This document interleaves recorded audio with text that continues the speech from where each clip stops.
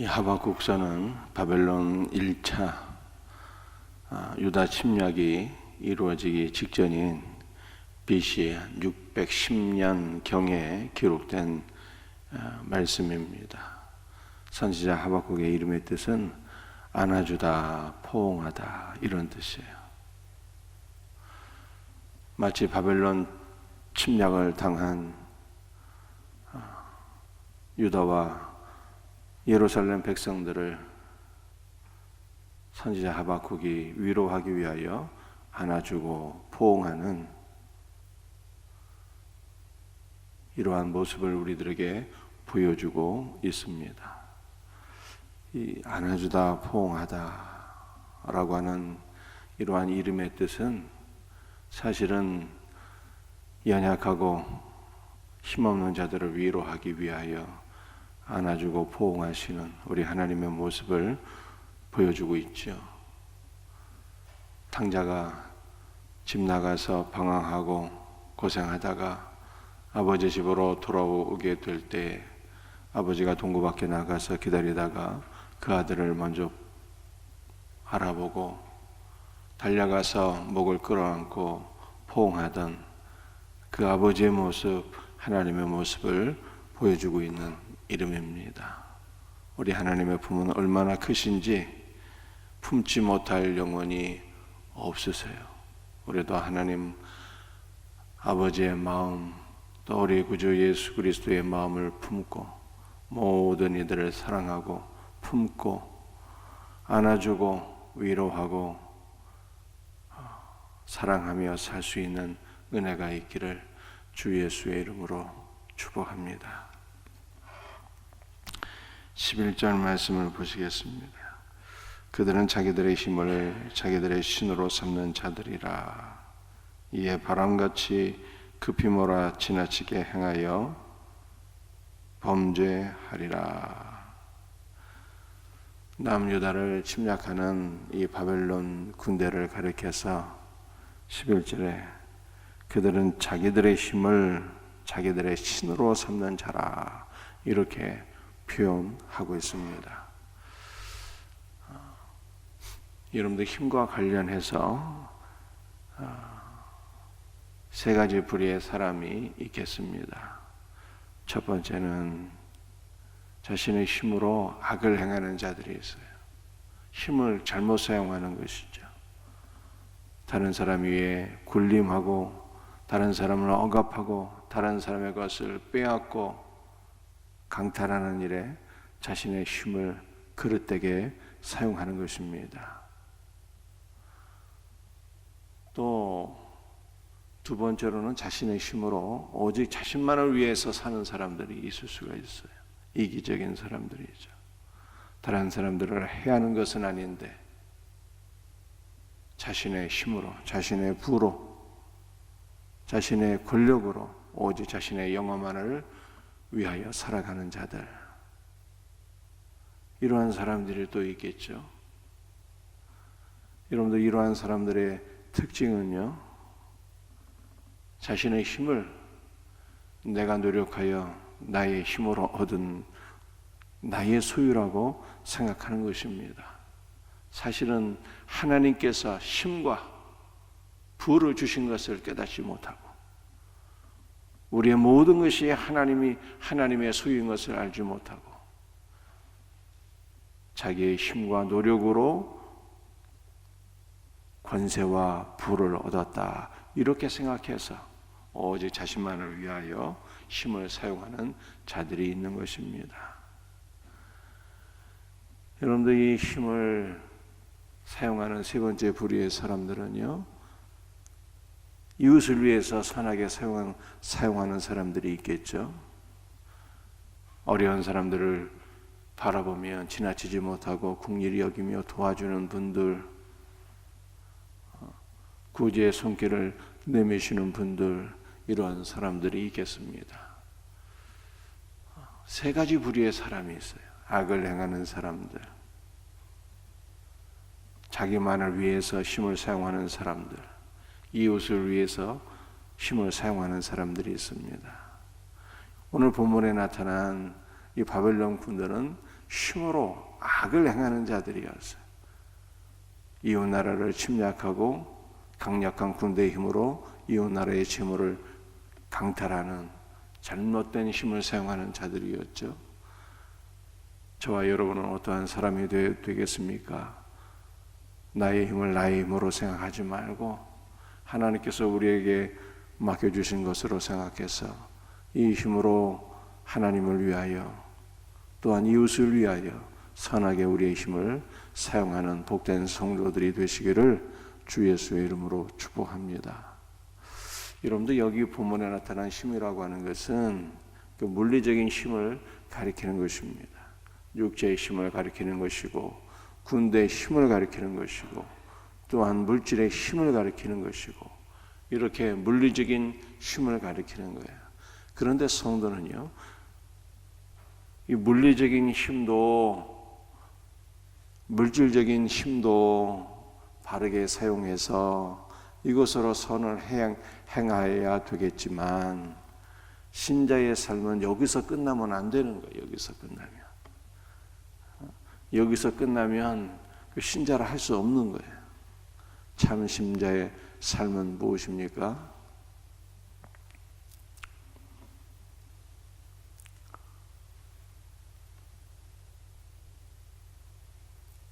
바울이 로마서에서 말씀한 바 오직 의인은 믿음으로 말미암아 살리라. 여러분들 그 말씀이 어디서 나온 말씀일까요? 그 말씀이 하박국서에서 인용한 말씀이에요. 그래서 우리는 물질적인 힘만으로 사는 자가 아니라는 거예요. 오직 의인은, 오직 하나님의 자녀들은 무엇으로 살아야 되는 것입니까? 믿음으로 말미암아 살리라. 믿음으로 말미암아 살아가는 거예요. 이것은 두 가지 의미가 있겠습니다. 우리가 하나님을 믿고 하나님을 의지해서 살아간다라고 하는 그러한 의미가 있겠고요. 우리의 생사 화복을 주관하시는 하나님을 의지하고 살아가는 자들, 이게 믿음의 사람들이죠. 그러나 오직 의인은 믿음으로 말미암아 살리라 라고 하는 말씀에 가장 중요한 의미는요, 믿음으로 말미암아 생명을 얻고 하나님이 주신 생명으로 살아간다는 거예요. 오직 의인은 믿음으로 말미암아 살리라 하잖아요. 살리라. 이 산다라고 하는 것이 그저 하루하루를 살아간다는 뜻이 아니라 살리라라고 하는 단어가 생명이라는 단어예요. 생명. 그래서 성도는 믿음으로 말미암아 생명을 얻고 주님이 주시는 영원한 생명, 주님이 주시는 하늘 생명으로 살아가는 거예요. 주님이 주시는 은혜와 생명으로, 주님이 주시는 은혜와 복주심과 하늘 생명으로 살아가는 것을 가리키는 것입니다. 그러니까 신자는 두 가지로 사는 거예요. 무엇입니까? 하나는 육신의 힘, 물리적인 힘, 물질적인 힘도 필요하지만 이것만 가지고 살아가는 것은 신자가 아니고, 여러분도 우리도 육체가 있기 때문에 밥 먹어야 되잖아요. 그러나 신자는 밥만 먹고 사는 자가 아니다는 거예요. 밥심으로 사는 자가 아니라 이 뜻이에요. 신자는 무엇으로 살아가는 것입니까? 주님이 주시는 생명으로 살아가는. 이것을 달리 표현하게 되면은 신자는 밥 힘으로 살아가는 자가 아니라 말씀의 힘으로 살아가는 자란 말이에요. 말씀에 영적인 밥을 먹고 살아가야지. 그러므로 주께서 말씀하시기를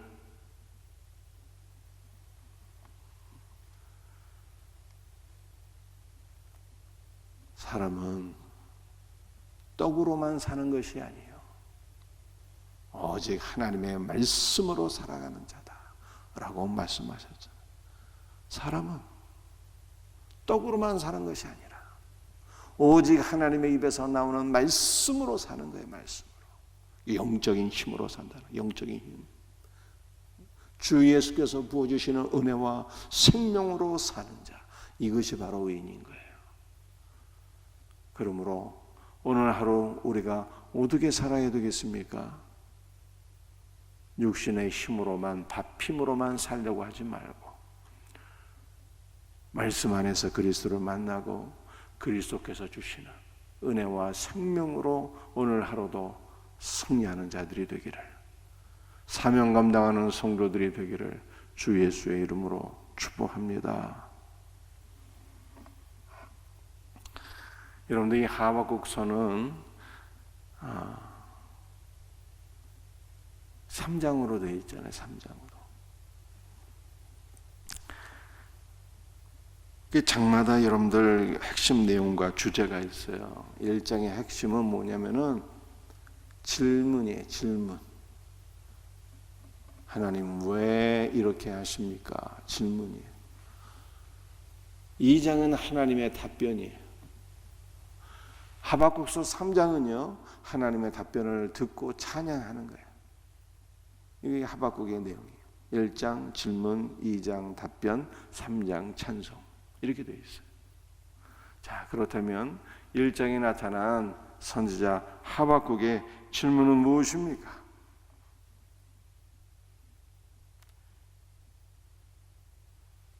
13절 말씀 한 절만 살펴볼까요? 주께서는 눈이 정결하심으로 악을 참아 보지 못하시며 패악을 참아 보지 못하시거늘 어찌하여 거짓된 자들을 판관하시며 악인이 자기보다 의로운 사람을 삼키는데도 잠잠하시니까. 여러분들이 이 본문의 배경은요, 바벨론의 유다 침략이잖아요.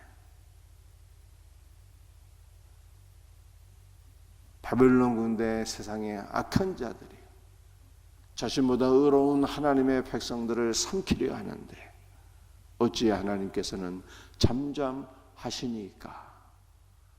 이 질문이 하박국 1장의 내용이에요. 그런데 하박국 선지자는 하나님께 이러한 질문을 하면서도요, 하나님에 대한 소망을 붙잡고 있어요. 그것을 우리가 어떻게 알 수가 있습니까? 여러분들, 이 하박국서 1장에서 반복되는 하나님의 신명이 있는데요, 그것은 바로 여호와라고 하는 단어예요. 2절의 여호와, 5절의 여호와, 12절의 여호와, 여호와, 이렇게 하나님의 신명 여호와를 4번 반복하고 있어요. 여러분들, 여호와라고 하는 신명은 여러 가지 의미가 있어요.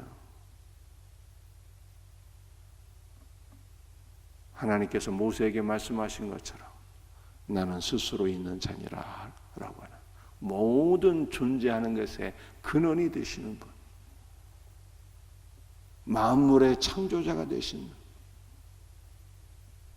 하나님이라고 하는 뜻이 여호와라고 하는 신명에 들어있는 거예요. 나는 스스로 있는 자니라. 모든 존재의 근원이 되시고 창조주가 되시는 하나님. 여호와라고 하는 단어는요, 신약에서는요 한 번도 없잖아요. 큐리오소라고 하는 단어로 번역되는데 이것은 주님이에요. 주 예수를 가리키는 거예요. 그런데 이 여호와라고 하는 이 단어는요, 또 한 가지 의미는 언약의 말씀을 주시고 언약의 말씀을 지키시고 언약의 말씀을 성취시켜 주시는 하나님이라고 하는 뜻이 있어요. 그래서 선지자 하박국은 이스라엘이 하나님의 언약 백성인 것을 하나님께 상기시켜 드리며, 하나님 언약에 기초한 사랑을 저버리지 마옵소서. 하나님께서 이스라엘에게 주신 언약의 말씀에 기초하여 이 백성을 버리지 마옵소서. 언약에 기초한 사랑을 영원토록 베풀어 주셔서 이 백성을 버리지 마시고 보살펴 주옵소서. 이렇게 간구하고 있는 거예요. 어떠한 상황 속에서? 고난의 상황 속에서. 고난의 상황 속에서 하나님의 약속의 말씀을 굳게 붙잡고 하나님 앞에 기도하고 있다라고 하는 거예요. 사랑하는 성도들이여, 우리도 고난의 상황 속에 하나님께 소망을 두고 기도하셔야 돼요. 그러다 우리가 기도할 때 어떻게 기도해야 될까요? 기도할 때 약속의 말씀을 붙잡고 기도해야 되는 거예요. 여러분들 말씀과 기도는 항상 같이 간다 그러잖아요. 어떠한 뜻일까요? 성경 1차적으로는 성경도 읽고 기도도 하고 이렇게 우리의 신앙생활에 두 가지가 병행되어야 된다는 뜻이에요. 성경만 읽어서도 안 되고 기도만 해서도 안 되고 말씀과 기도가 같이 있어야 된다는 뜻이 되겠죠. 그런데 말씀과 기도가 같이 가야 된다는 뜻은 성경도 읽고 기도도 하고 이 두 가지를 기본적으로 의미하지만 한 걸음 더 나아가서 성경을 읽다가 하나님께서 나에게 주신 말씀이 있으면 그 말씀 붙잡고 기도하라는 뜻이에요. 성경 읽을 때 기도해야 된다니까. 그리고 우리가 하나님 앞에 나와서 기도할 때 약속의 말씀을 붙잡고 기도해야 된다는 뜻이에요. 여러분들 이 두 가지는요, 따로 국밥이 되면 안 되는 거예요. 성경 읽을 때 기도하고, 기도할 때 말씀 붙잡고 기도하는 거예요. 이것이 말씀과 기도가 같이 간다는 의미가 되는 것입니다. 하박국 선지자가 바로 그렇게 기도한 거예요. 민족의 운명이 바로밤 앞에 촛불 같은 신세가 될 때 그가 하나님 앞에 소망을 두고 기도했는데 어떻게 기도했어요? 여호와 하나님이라는 하나님의 신명을 부르면서 약속의 말씀, 언약의 말씀을 굳게 붙잡고 언약의 말씀대로 이 백성을 버리지 마옵소서, 그렇게 기도했다는 거예요. 그러므로 우리도 고난의 시간에 약속의 말씀을 붙잡고 기도하며 응답받는 우리 복된 성도들이 다 될 수 있기를 주 예수의 이름으로 축복합니다. 기도하시겠어요?